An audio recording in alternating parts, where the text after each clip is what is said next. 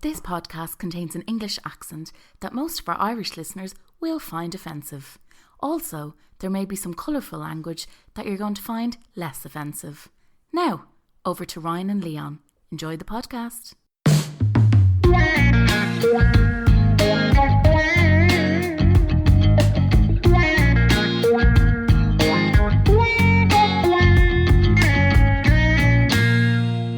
Would you know that you're on your path? Because it disappears. That's how you know. How do you know that you're really doing something radical? Because you can't see where you're going. That's how you know. But everything you have lent on for your identity has gone. And so you are going to enter the black contemplative splendors of self-doubt at the same time as you're setting out on this radical new path. So you need to know how you know where you are. But actually, poetry shows how incredibly precise it is in there. It was a story that would be told to a young boy or girl that would ask the question, what do I do when I'm lost in the forest? So the elder says, stand still. The trees ahead and bushes beside you are not lost. Stand still. What do I do when I'm lost in the forest? Stand still. The trees ahead and bushes beside you are not lost. Wherever you are is called here, and you must treat it as a powerful stranger, must ask permission to know it and be known. Listen, the forest breathes. It whispers, I have made this place around you. If you leave it, you may come back again, saying, here. Stand still. The forest knows where you are. You must let it find you. We're easing you in like a warm bath. God. Have you found the forest in the summer break that we've had? Felt like I found a different fucking dimension listening to that bleeding clip. David Whyte, the Anglo-Irish poet and philosopher.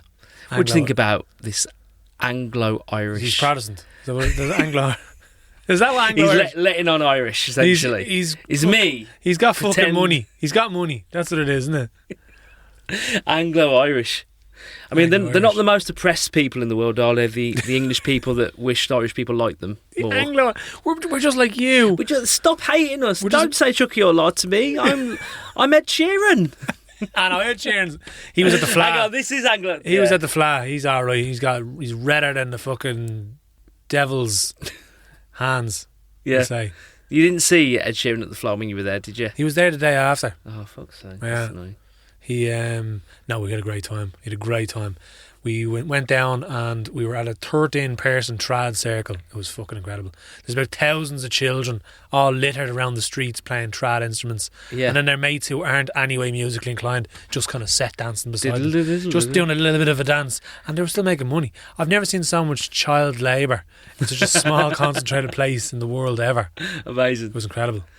Okay. The Fleadh, I mean, how do you even explain what that is to people that aren't in Ireland? Like it's just a massive city parade festival of Irish fiddly. Fleadh Ceol is music festival in Irish. So Fleadh, okay. Yeah. So it's a music festival in the words, and it's traditional Irish music. But what happens with the Fleadh is it moves to a different town every year. So I went to it 3 years ago. It was in Mullingar. This year was in Wexford Town. Next year's in Belfast. So, Belfast? Oh.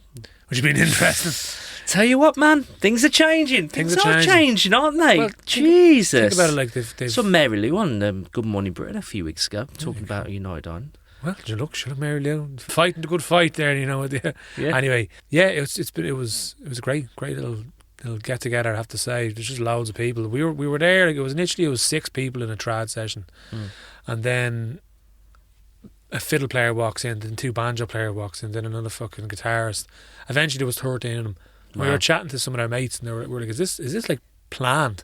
And they're like, absolutely not. Just turn up. They just wander from pub to pub and like, can I play with you? Do you That's know this great, song? isn't it? Yeah, grand.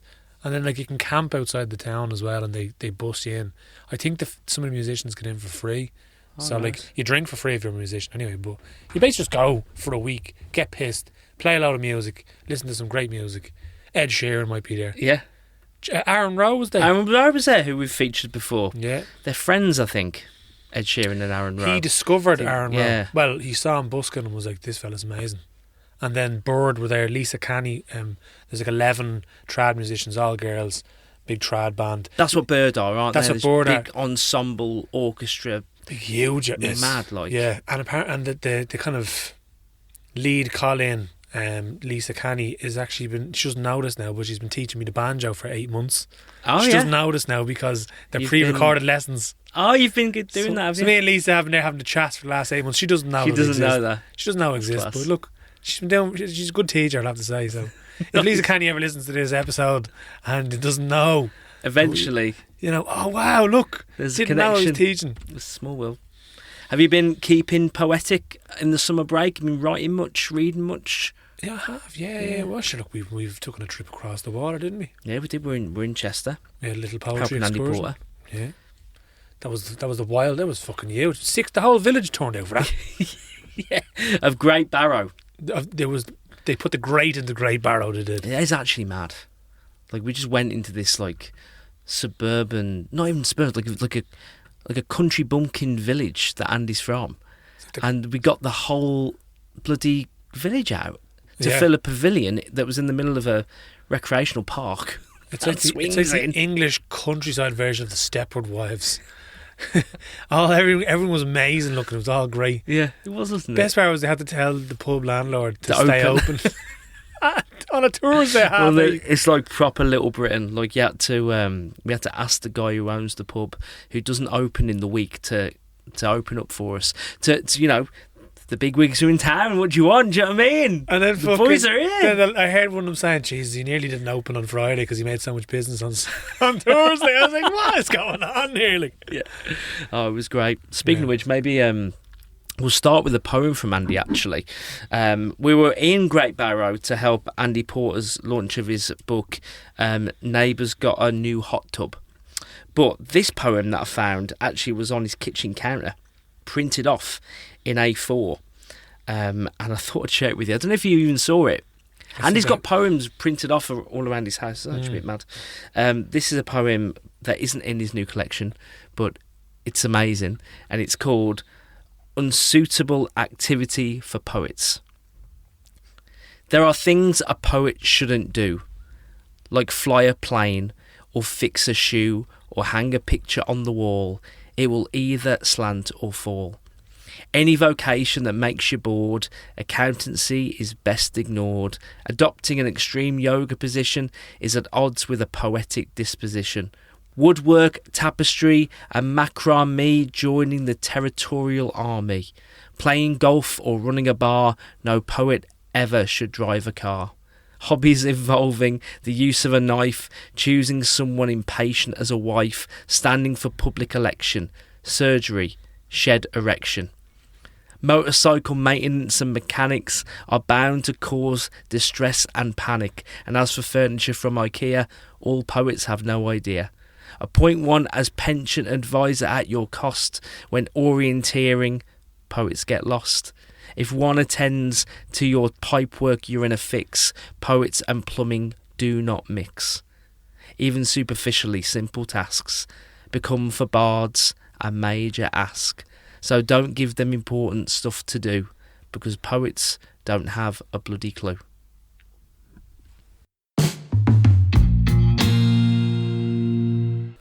That was Unsuitable Activities for Poets by the wonderful Andy Porter. Probably on the money. Probably on the money, Probably on the money. We're too busy writing poems about sunsets. Yeah. And fucking hot tubs. Yeah, I think that's the thing about like David White is like on it. He says he's like a poet and philosopher. Do you know what I mean? That doesn't really suggest any kind of like actionable talents that would propel. But I think me and you, I don't know whether it's a working class thing or maybe just like we have jobs as well as like poems and poetry. A lot of people that we know would have a bit more about them than that. You have to have a bit more substance, especially in this economy. You couldn't be just having fucking heavy thoughts in this economy and thinking... Just lying around. What's he doing now? He's over in his thought cave. Fucking Bernard Shaw, the way he's doing... Do you ever see Bernard Shaw's writing room, the way he had, like, he went in, he could move it, it was on like it was like a little shed, and he could sit there at his little writing desk. We'll try to get a picture of it on the interweb. But basically he had this little shed, kind of like what we're in now, but a bit more kind of rustic looking, we'll say. There was a window, and he could pivot the shed to follow the sun. Oh, he's thinking too much, Jim. He made the ultimate man cave. He had a little fucking writing desk. He had a bed if he wanted to lie down. He probably had a few bottle of whiskey or something maybe under the bed if he wanted to. And he could follow the sun while he wrote in his days. Imagine that. Fucking ridiculous. He'd be on the welfare now. Bankrupt. Bankrupt a bit. And then when you think about a lot of like famous writers, Joyce had a rich patron who looked after him. Oh, that's the dream, isn't it? Jesus Christ. Oscar Wilde's family were rich, so like, you know, if you have someone who's to pay away, if there's any sugar patrons out there who want to finance us, I'd say like though, like even the theatres in Dublin were probably financed by like some guy who owns a manufacturing company in Hull who just likes to be about it. Philanthropy, like that's the whole thing. Is like, I'm sure, don't theatres have like people that work there who are just there to go travelling to like hang around with rich people and kind of to network and raise funds? Cultural whores, they call them. People who aren't even asked. And it's like, just do that, and you know, send us a bill, and we'll just like turn up once a year and see a play. Just going around wanking off billionaires. Basically. just stand there, you know. Oh, you can't see the hand movement that I'm using. Luckily, no one else can see the hand motion that I was doing in the booth. But I was just like, you know, sorry, thank you very much, Cornelius Fudgeworth, for your billions there. I'm just going, come to the theatre, come to the theatre once every 10 years. We'll put your name on a fucking plaque. Thanks for keeping us all out.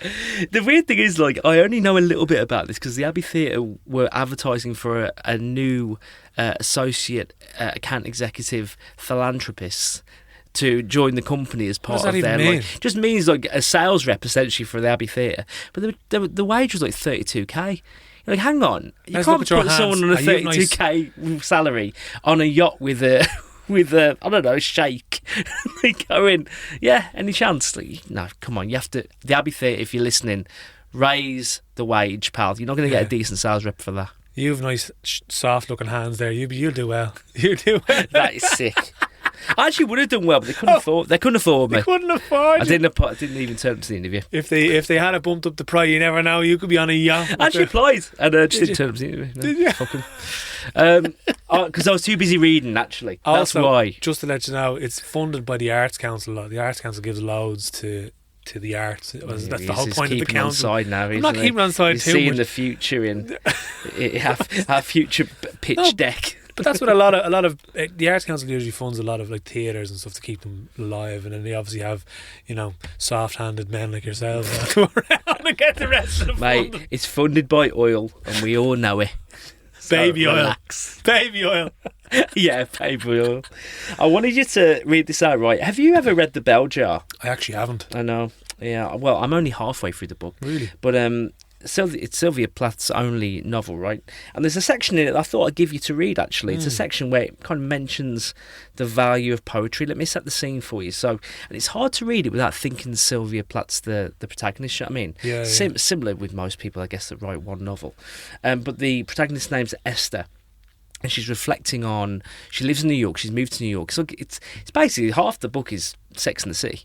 Oh. Essentially, like, it's not as dark as I think it's going to get. Cosmopolitan. In all fairness. But this is her reflecting on an ex-partner of hers when she was younger, who, this is a bit dark, who's actually contracted TB. Oh. And he's in hospital and he's sending her letters. But at the time when they were dating, courting, they were young, he wasn't really after her poetry. He wasn't really having her because he's like a doctorate kind of guy, like, and they didn't really kind of gel that well. But this is like after he got TB, he kind of sent her letters and was like, actually, maybe we could actually get on. So I'll let you read this, right? I want you to read there to there. As I lay there in my white hotel bed, feeling lonely and weak, I thought of Buddy Willard lying even lonelier and weaker than I was up in that sanatorium in the Adirondacks, and I felt like a heel of the worst sort. In his letters, Buddy kept telling me how he was reading poems by a poet who was also a doctor, and how he'd found out about some famous dead Russian short story writer who'd been a doctor too. So maybe doctors and writers could get along fine after all. Now this is a very different tune from what Buddy Willard had been singing all the 2 years we were getting to know each other. I remember the day he smiled at me and said, Do you know what a poem is, Esther? No. What? I said. A piece of dust. And he looked so proud of having thought of this that I just stared at his blonde hair and his blue eyes and his white teeth. He had very long, strong white teeth. And I said, I guess so. It was only in the middle of New York a whole year later that I finally thought of an answer to that remark. I spent a lot of time having imaginary conversations with Buddy Willard. He was a couple of years older than I was and very scientific, so he could always prove things. When I was with him, I had to work to keep my head above water. These conversations I had in my mind usually repeated the beginnings of conversations I'd really had with Buddy, only they finished with me answering him back quite sharply instead of just sitting around and saying, I guess so. Now, lying on my back in bed, I imagined Buddy saying, do you know what a poem is, Esther? No. What? I would say. A piece of dust. Then, just as he was smiling and starting to look up proud, I would say, so are the cadavers you cut up.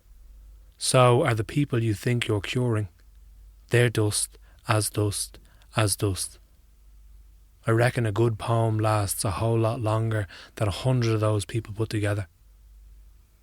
And of course, Buddy wouldn't have any answer to that, because what I said was true. People were made of nothing, so much as dust, and I couldn't see that doctoring all that dust was a bit better than writing poems people would remember and repeat to themselves when they were unhappy or sick or couldn't sleep.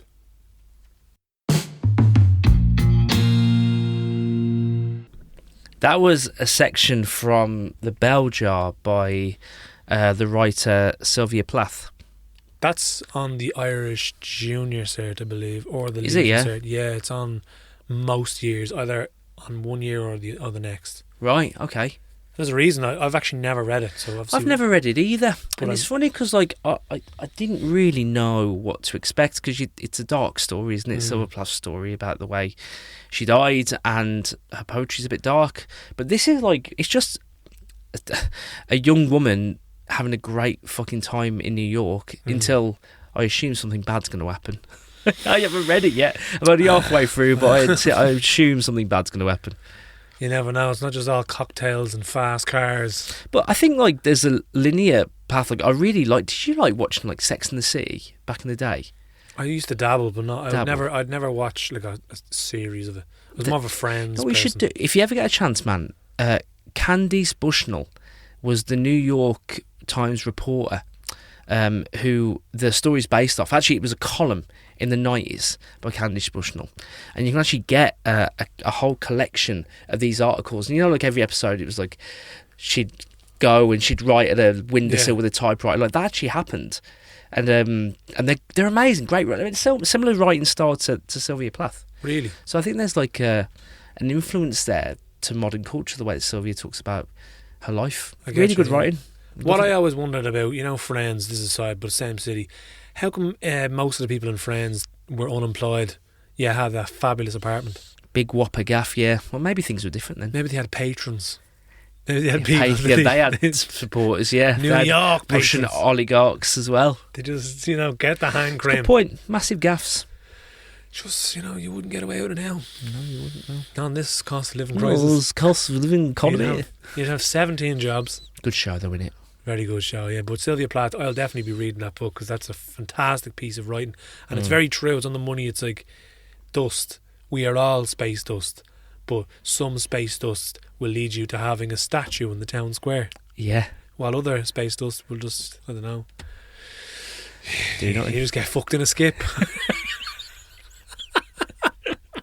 Thrown off up here. Have you heard Kate Tempest's track, Statue in the Square? Yes, I did. I started listening to their new album. Unbelievable, isn't it? We put a statue in the square, yeah. I've been writing a bit. So I've been writing every day. Oh. For 2 weeks. So relax.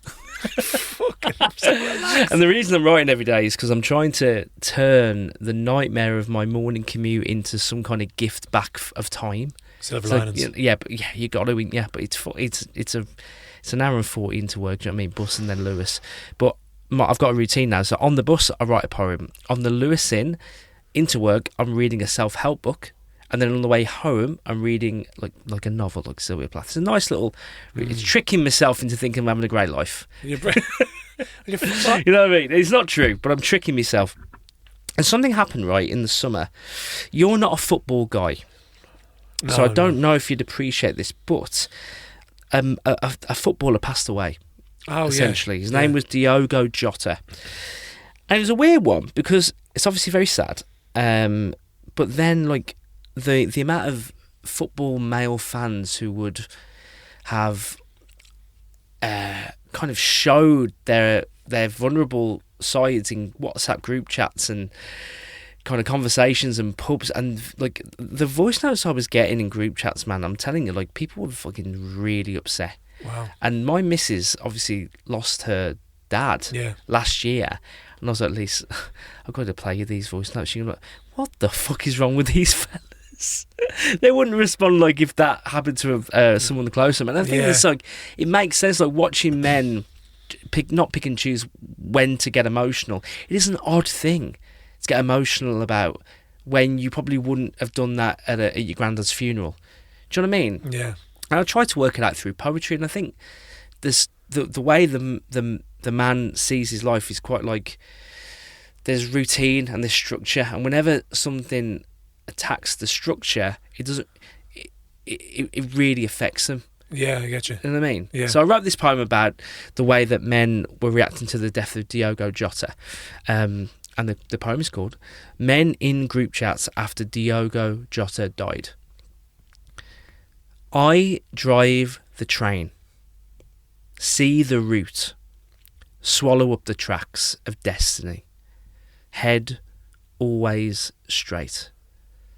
Holidays, ageing parents, inevitable mistakes, all ease with the ease of the things I count on.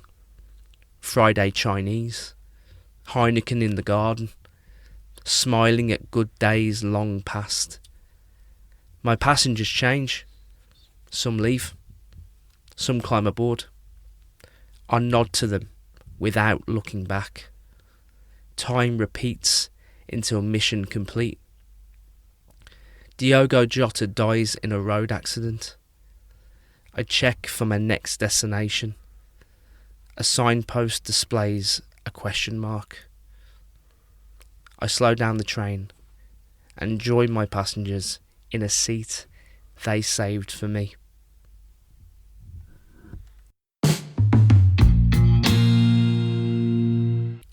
That was Men in Group Chats After Diogo Jota Died by Ryan Duggins. Cheers, pal. It helped me work it out anyway. I'm glad I didn't fuck up that name pronunciation because I haven't a clue who that fella's name is. No. But yeah, it's very true. It's like, you know, a break from your routine can hit you harder than, I think, with something out of the blue as well.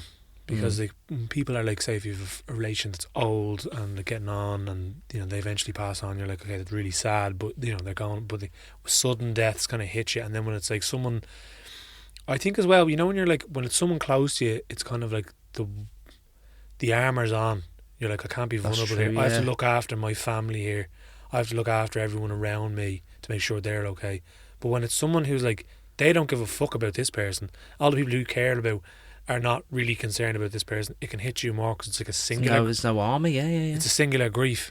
And you're That's like, interesting, man. I'm grieving by myself here, and then it can hit you. And it's just like, it can probably trigger a former grief you might have had that you didn't deal with. But you're right, like, it's the armour thing. You make a great point as well, which is like, unfortunately, there are inevitable things that happen in a person's life, and one of them is tragedy, isn't it? A tragedy that will happen to you. So when that does happen, maybe you are a bit more like your back's up a little, not back's up, but like you're just a bit, you stood up straight and you're like, okay, we've got to tackle this. And there aren't many things that happen in your life to kind of make you drop those or getting you when you don't have your armour up. Yeah. It's interesting, isn't it? Weird how... Because women don't do this. Women wouldn't like react like that if... What about if Kim Kardashian died? No, I don't think that's getting the same responses, to be honest. What about if, like... Because women are more attuned, do you know what I mean? They're more emotional, more attuned, they're smarter. generally better, well-read. Yeah. They're great, and they love girls. You. They keep us alive. Aren't they brilliant? Keep the culture alive, keep entertainment going. Yeah, they create us, buy everything. and then they keep us alive for most of our lives, if not all of it. Yeah. Sound. Yeah, sound. Cheers, girls. One of the fucking pleasures of the summer, though, during we were taking a break, and I went up to your neck of the woods for a little bit of an afternoon in the caravan, a little walk, a little pub crawl down your local kind of haunts. And you turned to me like I'd written a poem, and I was like, "Yeah, go on." And we were walking side by side, which is always a very intimate way of walking, isn't it? And you're like, "Shall I read it to you?" And you're like, "Yeah, go on then." And it's a fucking pleasure. And you did this poem in Great Barrow, and it got just as beautiful a response. So I'd love for you to share it, pal, if you have it in you. I do indeed, yeah. So I basically, funny enough, the road that I read that to you was the road that I wrote this on. So that's probably why I was, as I said at Andy's poetry launch, I hadn't written something in a couple of days, so I was like, right, I want to, spur myself on. So I did the 2025 version of Raw Dogging, and basically just went for a walk without any headphones. You're a brave soldier. Barely even brought me phone. Barely even needed it. I was just going for a walk. Wow. No distractions. I think a Gen Z are probably burst into flames at the notion of this. Yeah. For millennials, it's hard enough it is. Boomers, they wouldn't even give a fuck. They probably forgot their phone anyway. Yeah. But I was like, I wanted to write a poem, and I was collecting my car. So obviously, where I'm living, it's 40 minute walk from the village, if you're to walk at the pace I'm going anyway. So I was like, 40 minutes to write a poem. So I started just going on a long walk, and this kind of came about. So it's called Lava, which is the Irish word for hands. I could never forget my grandmother's hands. Small in stature and gnarled like an old hawthorn, her plain gold wedding band and arthritic fingers that could still manage to mend and stitch any fabric and create some truly, truly questionable dinners. She did a lovely spaghetti bolognese though. Turkey mince, she said, was the trick. One defining feature was how one of her baby fingers stuck out at a 45-degree angle, and I remember for years wondering what caused it. Until she simply told me one day. Fell down the stairs carrying the washing. Didn't bother to get a reset. And that's how it stayed. And I look at my own mother's hands, her daughter, second eldest of 5, at the long, carefully filed nails, slender fingers, one now wearing that same plain wedding band. A contrast to the faded white gold from her own marriage on her other hand. The hands that raised me, held me. Hands that pointed at me and my siblings and scolded us when we were bold with, "I'll wash out your fucking mouth with soap." For cursing. We didn't lick it off a stone. The hands that I now pass an occasional glass of vino, and it could be as early as 2:30 or 3 though, as we cheekily share a little bit of cheese. Not every day now, but the odd time. And I watched like the old growth of a hawthorn as those hands slowly begin to resemble my grandmother's, collecting freckles and scrapes like stories as they hold the hand of a man I call my dad, who carries his own hands in a toolbox, for they are the most important things that he owns. 10 digits that have stripped and rebuilt houses, 10 digits that have stripped and rebuilt engines, torn down and rebuilt houses, restructured landscapes and built a life for his family. Hard work requires hard hands. Skin leather by the sun and calluses formed like concrete blocks, a man's work is etched on his palms. And as I look at my own, and how they have grown, into a large square pair of mitts, not so much hawthorn, more resembling oak, if an oak was some bloke that spent 16 years behind bar counters and kitchen passes carrying hot plates, never on the early but always working lates. Hands that favour heavy iron and the smell of paperback books, which look a complete contrast to the porcelain skin of my other half. And the love of McCree, the hands of my heart. That I get to see every night and wake up to every morning, the hands that I shall hold and hope to build my own life with. The left carrying silver, the right glitters with gold, hands I hope to hold as we grow old together. A pair that shall one day hopefully grant me some smaller sets of hands. tiny ones that I shall help rear and shape into a better version than we could ever be. Hands that will hold ours as we finally spend our last. How peculiar it is, the hands of one's family.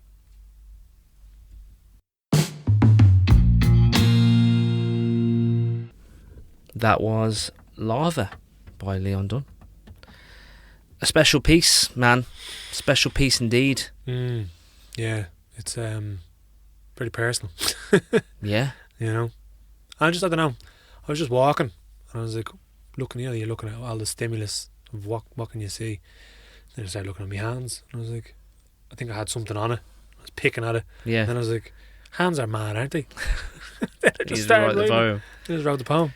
But by the way, thank you for everyone who turned out to the Great Barrow event, and actually everybody came up to you after that event and spoke about the hands poem, didn't they? So like, it definitely resonated with the crowd, and hopefully it did with you lot as well.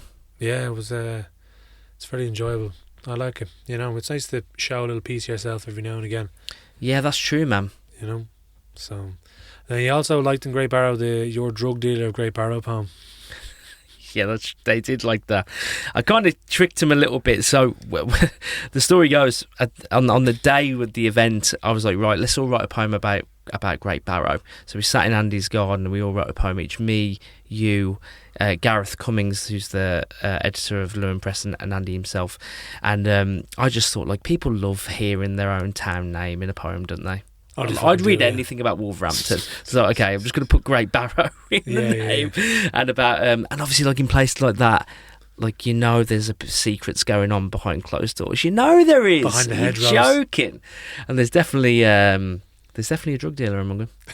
So the poem was about who the drug dealer was, basically. I might do it for you. Got to be really either a former drug dealer or living in Great Barrow to really appreciate the poem. Yeah. And it's quite a selective audience that we kind of trying to get wider from. So I'm not going to do it on the show. No, you might be able to. If we get invited back to Great Barrow, maybe I'll do it again. You might get a plaque in the town square. Yeah, statue in the square. Yeah. During the summer, in a selfish way, really, we were talking about, like, we haven't read any new stuff in ages, and we got the read-alongs back, and we'll talk about that a bit later on. But we had these prompt competitions. So we have the book that's going to be published later this year, the volume 2 of the Poetry anthology, and we thought we'd use it as a great opportunity to get some new poems sent in to us.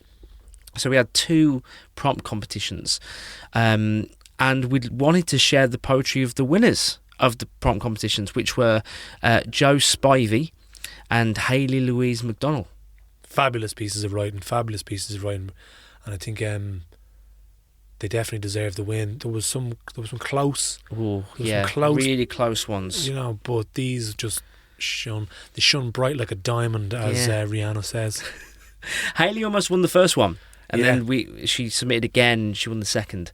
And that's the thing about these prompts. And the thing about social media, like, you know, we spend a lot of time moaning about it. And, you know, my phone's on fucking grayscale now. Fucking, not today, but it usually is. What do you look like, a dog? You know what I'm like, grayscale? You know what that is? You turn your colour filters off your phone. Oh. So your phone looks like a newspaper from the 40s. And it makes it look like not very sexy to open. It actually works, which is a bit stupid. You're like, ooh, what's this? But it's mad. We're simple in with. I went to uni. Know what I mean?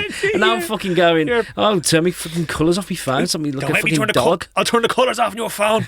Don't turn the colours off your phone. I'm actually embarrassing. Look. But listen, let's listen to the poetry. So first, let's listen to The Step by Joe Spivey. The Step. It starts like this. A baby, bare toes curled, the thick heat of a room.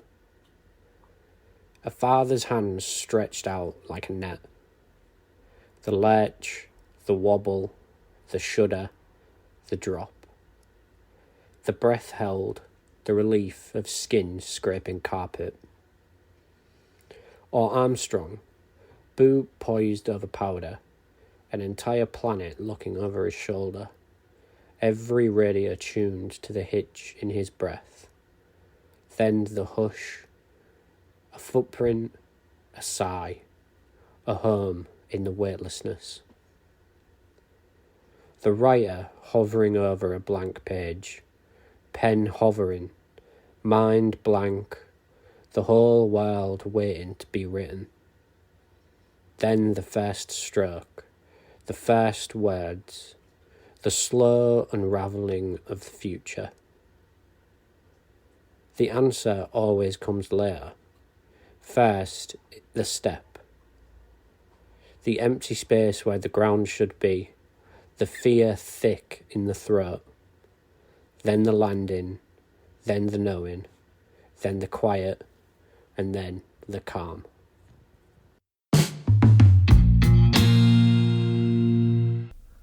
That was The Step by Joe Spivey. It's just a special story in it. It's a real story, that poem. I really loved it. That's a fabulous piece of dust, as Sylvia Plath would have said. Yeah. Fabulous. Yeah. That one really, I remember, obviously we got so many submissions and you're reading through them. That one really made me just stop and go, ooh. Agreed. And it forces you to stop and start. I quite like the pause and the play of it. Like especially the first step, the empty space, then the landing, then the knowing, and it's just like, fuck, where am I? Yeah. It takes you on a fucking. I really liked it. I thought it was. Do you ever shout at a poem? Do you ever read a poem? Yeah, 100%. Have you? Are you joking? Fucking dead. Are you joking, mate? Shouting at your grayscale phone. Tell you what, man, you turn your phone to grayscale. You can tell it to me later. I mean, whole world turns to grey now. I'm alright. But yeah, no, fabulous piece of writing. He definitely deserved his place in the anthology, which will be. So you can read Joe's not that poem, but another poem in the Poetry Slam anthology that will be out this Christmas. Christmas stocking filler. We're already starting early. It's fucking August. Get yourself well ahead. A few books. But our next winner is Hayley Louise McDonald with fabulous poem All Roads Lead to the Quiet. Enjoy this one. All roads lead to the quiet. Scouring through my mind for the places that set my soul alight, each mental path I explored became a road to nowhere. And briefly, only briefly, I wished for a place that doesn't exist. One that made me feel so deeply, it pulled words from my soul. The chirping birds outside my window, accompanied by the scent of rain-soaked earth, act as a gentle reminder. Maybe all roads lead to the quiet. The kind of quiet you can mistake for emptiness, if you didn't pause long enough to feel it. Maybe it's not a place, at least not for me. It's gentle hums, tiny little pulses, moving through me, perfectly in time with my beating heart.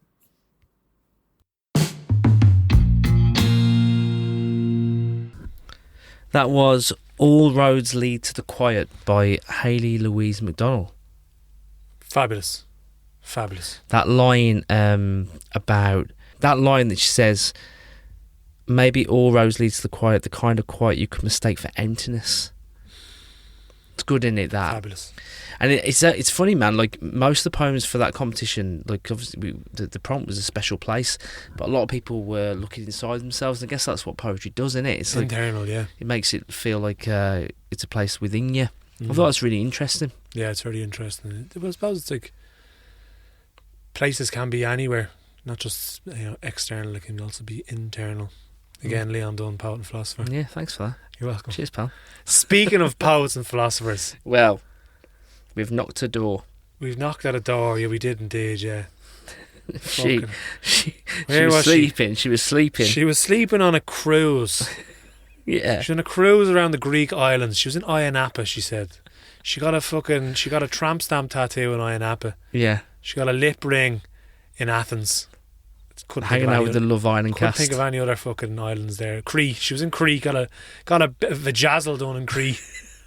Vajazzle, Ayia Napa. Any more early 2000s references? She was dressed in triple denim with low bell bottom jeans. Yeah, lovely, great look. And I said to her, I goes, look, come here, turn off that NSYNC album. You know what I mean? Yeah. And we've got some work to do. So we got hit with a question. We did. The question was from one of our listeners, and it goes like this. It goes, I keep changing career every 5 years. Should I just carry on and enjoy the ride or stop being such an idiot?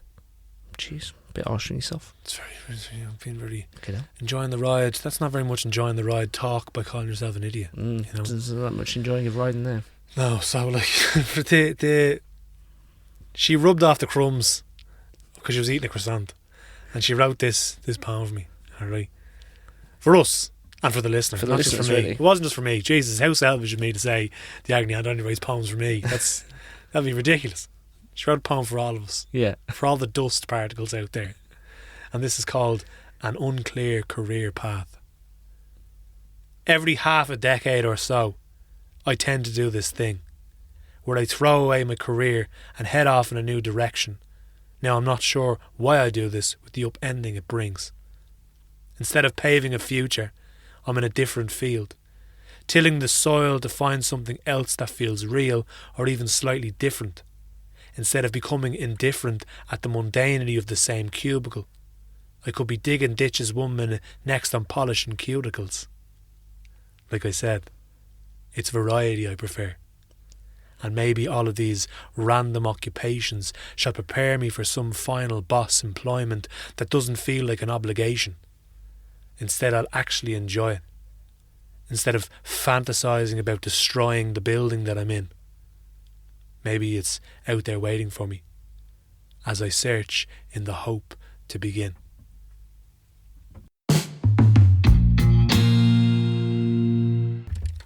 That was An Unclear Career Path by the returning agony aunt. Back from our Greek holidays. I have to say, man, like, you know, you ever watch like a Fire in the Booth video where they roll it back, they stop the track, stop the track. Oh yeah, that yeah. cuticle line, I almost went, stop the track. Perfect. Play it back. Play it back.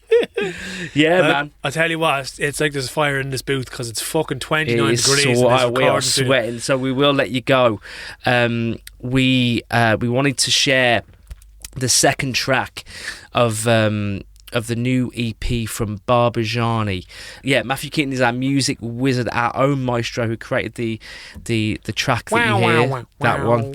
And he has a band called Barbajani. This is Out of My Head with the vocalist Casey Ryan. It's a fucking bop. Enjoy it, Leon. It's great to be back. Thanks for your time. Always a pleasure, never to chaw Ryan baby. About Let's to peel get the jocks off myself. Fuck out of here. Enjoy. See you next week. Please get out of my head. Oh, I'm trying to push you away. Please get out of my head. Oh, I'm trying to push you away, but you always stay.